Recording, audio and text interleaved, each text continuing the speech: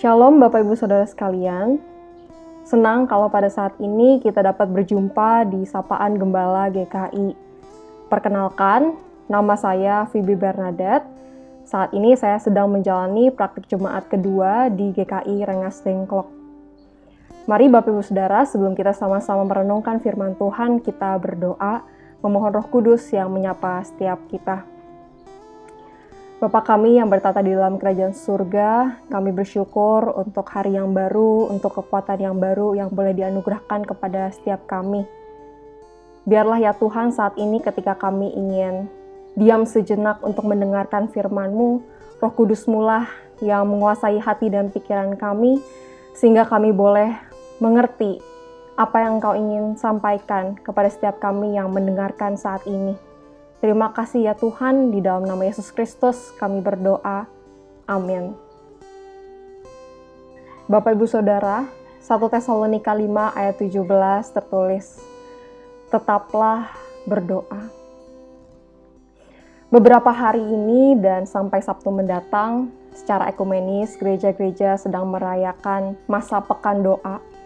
Termasuk beberapa GKI juga merayakannya, secara khusus GKI Rengas Dengklok, tempat di mana saya praktik saat ini. Masa pekan doa itu berlangsung selama 10 hari, yaitu antara hari raya kenaikan Tuhan Yesus Kristus dan hari Pentakosta. Masa pekan doa ini bertujuan untuk memelihara kesatuan umat dan saling menguatkan iman di tengah tantangan hidup. Sebagaimana itulah kerinduan Yesus di dalam doanya yang kemarin baru saja kita renungkan secara bersama-sama. Namun realitanya kadangkala di tengah tantangan hidup, alih-alih kita bersatu dan bersandar pada Tuhan, kita tergoda untuk sibuk mencari jawaban dengan kekuatan kita sendiri.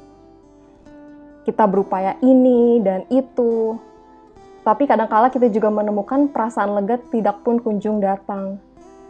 Malah pergumulan tetap ada dan relasi pun menjadi kacau. Dan ketika kita sampai di titik itu, barangkali kita baru bertanya kepada Tuhan, Tuhan apa yang terjadi? Dan disitulah kita mulai berdoa. Tapi inilah Bapak Ibu Saudara yang diingatkan oleh Rasul Paulus kepada jemaat di Tesalonika, yang saat itu sedang bergumul dengan penderitaan yang dahsyat sebagai pengikut Kristus.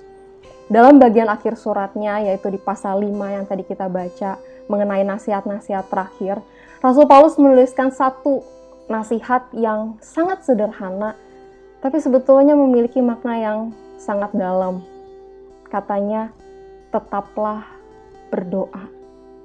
Dalam bahasa Inggris diterjemahkan, pray without ceasing. Atau dengan terjemahan yang lain dikatakan, never stop praying. Janganlah berhenti berdoa. Nasihat yang sederhana ini menunjukkan sifat doa yang melampaui ruang dan waktu. Doa tidak harus dilakukan pada waktu tertentu. Pagikah, siangkah, malamkah. Doa juga tidak harus dilakukan di tempat tertentu. Di gerejakah, di kamarkah, atau dengan baju tertentu, baju yang rapi kah, yang mahal kah, dan apalagi tidak juga harus dilakukan oleh orang-orang tertentu, pendeta kah, penatua kah. Tapi doa dapat dan harus dilakukan oleh setiap orang percaya secara terus-menerus dalam seseharinya. Sebab doa bagi pengikut Kristus bukan sekedar ritual, tetapi menjadi sumber kekuatan bagi jiwa kita. Hal yang menarik dari ayat ini adalah nasihat ini didahului oleh nasihat bersukacitalah senantiasa di ayatnya yang ke-16. Dengan itu Bapak Ibu Saudara, beberapa penafsir melihat ada korelasi antara bersukacita dan berdoa. Salah satunya penafsir yang terkenal adalah Matthew Henry. Ia mengatakan, we should rejoice more if we prayed more. Kita seharusnya lebih bersukacita jika kita lebih sering berdoa.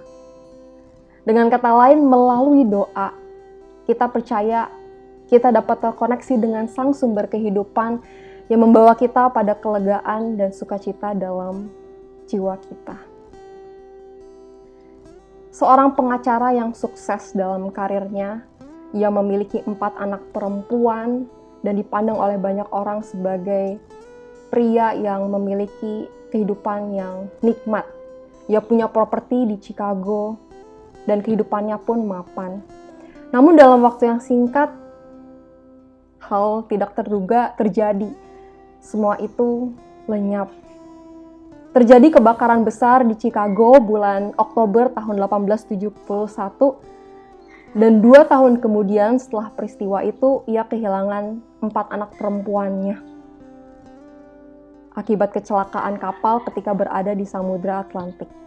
Anaknya yang paling besar pada saat itu berumur 12 tahun, yang kedua 7 tahun, yang ketiga 4 tahun, dan yang terakhir 18 bulan.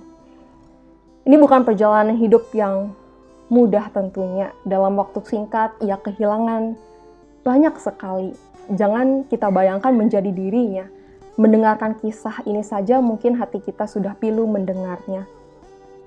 Tapi meski demikian, kita bisa belajar dari teladannya, bahwa di dalam pergumulannya itu, yang menarik adalah ia dan istrinya tidak lepas dari kehidupan berdoa. Dan karena itu, ia dan istrinya, mereka bisa menuliskan sebuah lagu yang menginspirasi banyak orang, dan masih kita nyanyikan terus sampai saat ini, yaitu berjudul It Is Well With My Soul. Dalam bahasa Indonesia, tenanglah jiwaku. Inilah damai sejahtera yang melampaui akal dan sukacita yang Tuhan dapat anugerahkan bagi kita yang mau setia berdoa dan mencarinya. Untuk itu hari ini marilah kita mengingat firman Tuhan yang berkata, tetaplah berdoa. Dalam suka, dalam duka, dalam kesibukan, dalam ketenangan, dalam kerinduan, dalam kekeringan, tetaplah berdoa. Dan bagi kita, jemaat-jemaat yang saat ini merayakan pekan doa, marilah kita memakai kesempatan yang berharga ini untuk terlibat di dalam acara pekan doa, sambil kita juga melatih kehidupan berdoa kita dan mengalami Tuhan melalui doa-doa kita. Mari kita saat ini bersatu di dalam doa. Bapa di surga, kami bersyukur untuk firman-Mu yang hari ini mengingatkan kami tentang apa itu berdoa. Doa bukan sesuatu hal yang asing lagi bagi kami, tetapi kiranya sesuatu yang biasa itu tidak membuat kami terlena, tidak membuat kami merasa ini sesuatu yang tidak lagi bermakna. Tapi biarlah doa bisa kami hidupi dan maknai hari demi hari, di mana kami boleh terus terkoneksi padamu ya Tuhan, Sang Sumber kehidupan yang mampu membawa kelegaan dan sukacita dalam jiwa kami. Tuhan tolong bagi setiap kami yang saat ini mendengar mungkin dalam pergumulan, dan saat ini tidak henti-hentinya berdoa kepadamu ya Tuhan. Kami berdoa bagi mereka, Engkau dengarlah doanya, dan Engkau menjawabnya sesuai dengan hikmat-Mu. Terima kasih Tuhan, dalam nama Yesus Kristus kami berdoa. Amin. Selamat beraktivitas, Bapak Ibu Saudara. Tuhan Yesus memberkati.